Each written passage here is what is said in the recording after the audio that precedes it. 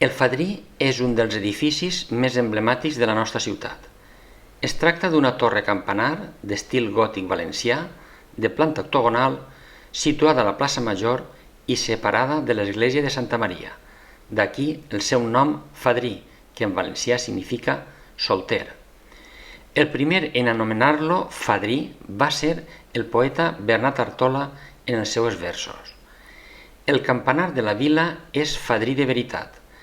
Té la consciència tranquil·la i el cervell destarifat, perquè diu que l'experiència de la vila li ha mostrat que la millor conveniència és viure sense veïnat. Posseeix una altura de 65 metres fins al penell i una circumferència de 29, i a través de la seva escala de cargol es pot accedir a les diferents cambres que veurem als propers capítols.